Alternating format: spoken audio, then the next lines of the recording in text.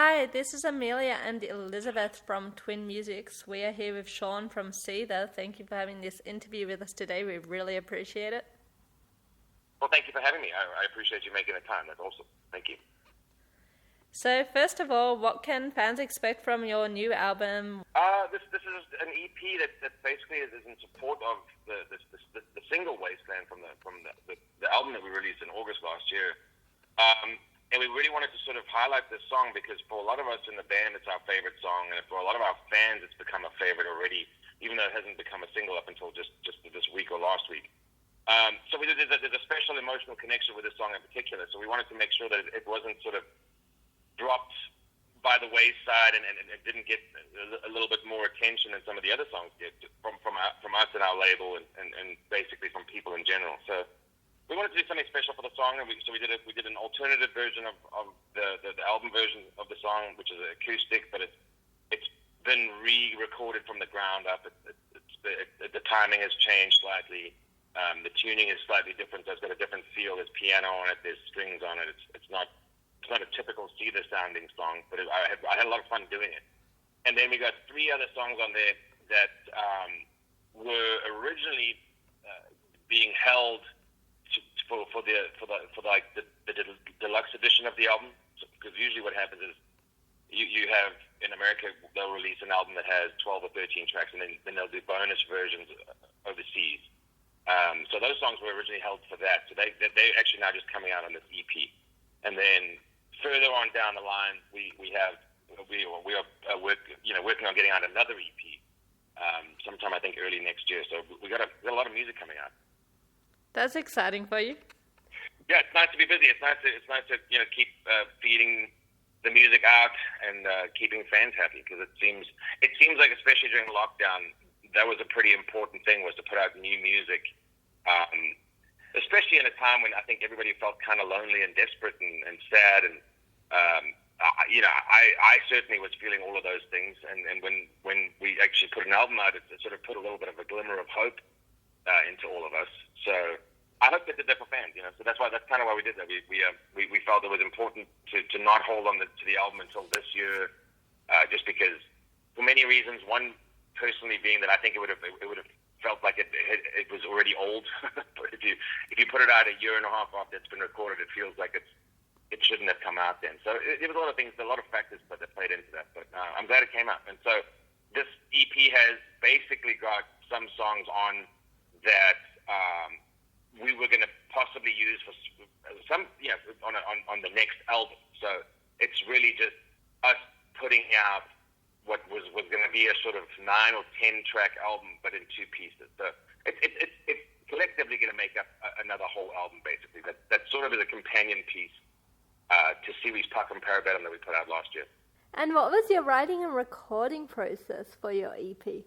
It's the same as I always do. I just sit in this room that I'm in right now, and I have all the lights out except for a couple to set a vibe, and then I just sit and I just play guitar. I play music all day until I figure out if I've got ideas for songs, and if I do, I record those. And if the idea feels good at the time, I'll flesh it out and keep working on it. Otherwise, if it's just a thought and I don't really know where it's going, I'll leave that and work on something else.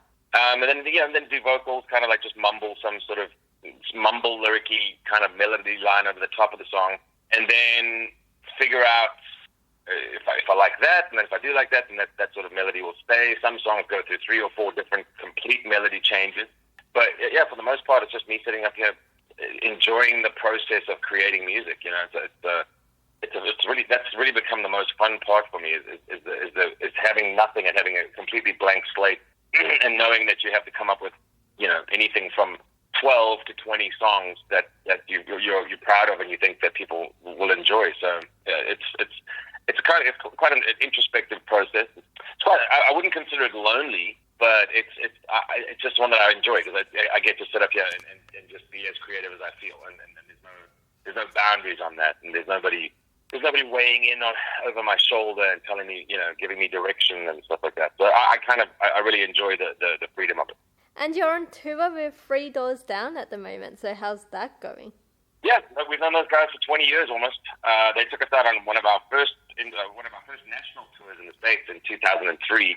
And we got to know them then, and they're just really good guys, really nice guys.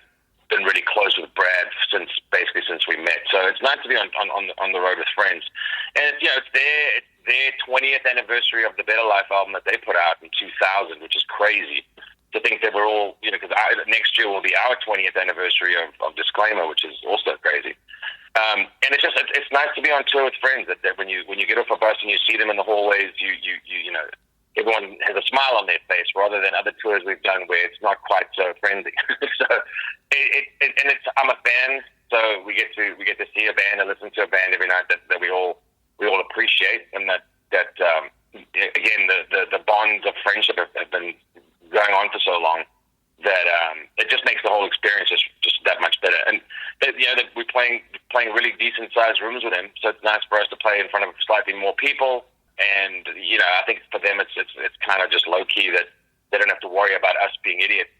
We just because they know us, and we toe the line. We're running off stage in exactly 59 minutes and some odd seconds. So it's just easy for them too. So I think all in all it's just a good fit, just personality wise first and foremost. And that's the part that I was most excited about when we first heard about it. And you said that next year is your 20th anniversary, so are you doing anything special for it? We are talking about some things, yes. There's going to be something, I don't know when it's going to be. We'll probably try and coincide it pretty closely to the original release, which I think was in May of 2002, if I'm not mistaken. It might have been June, but yeah, we've got some plans in the works. It's going to be really cool if it all comes together. And thankfully, we have about a year or so to figure it out before it actually comes out. But it will involve a remixing and a remastering of Disclaimer at least. And then we're going to add in some other cool things that I don't think many people have done in the past. So I don't want to give away too many spoilers, but I think it's going to be really cool.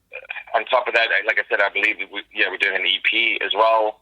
And then potentially before the year is out, we'll be back in the studio again because at that point, it'll have been more than 2 years since the release of this last album. So it's time for us to go and write new stuff. So it's going to be a lot of things happening in the short space of time. And I think partly because of the amount of time that we've been around, like the 20-year anniversary, for example, and partly because the whole COVID thing kind of screwed up a lot of our plans that we originally had. So our understanding became one of, okay, most of the band promo stuff for the foreseeable future, most of it internationally certainly is going to be digital and release based, seeing as we can't actually get to the places to play for people.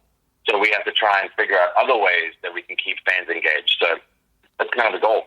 That's awesome.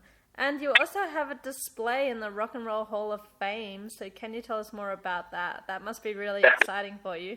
Yeah, that's amazing. It really is. It's an honor. It feels surreal. I've had a couple of my friends actually go to it and take photos and send them to me, so I know it's actually a physical thing because I didn't believe it when they first approached us. But it's a temporary exhibit. I think it lasts a year or two. I'm not sure how long, but it's nice to be included in something like that. That place is like it's hallowed ground for historical musical figures, and so. To even if we were just like a poster above the toilet, that'd be fine with me. You know what I mean? But this is like we get our own display. We got an acoustic guitar in there. I got a sweater that I wore in a photo shoot like 15, 16 years ago. There's some lyrics and there's a couple handwritten lyrics and handwritten set lists. So it's really personal stuff that's up there, and it's one of my favorite guitars that's in that box as well. It's a really wonderful thing to be part of. And I can't wait to see it because I think that'll really drive it home that it's real. Because so often everything has just felt so bizarre and so unreal for so long.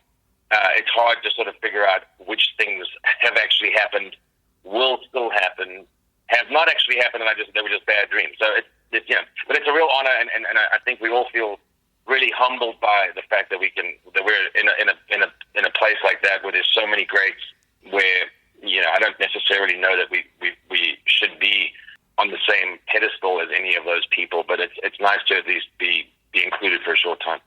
I love it. I've been there personally, and it's such an amazing place to go to. So you'll really enjoy it when you go. Yeah.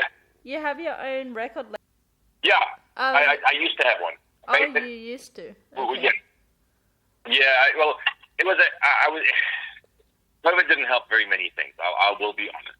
It was like I had a label, and I may still resurrect it because the band that I found was a British band, and I still think the music holds up. I still think it's great, but because of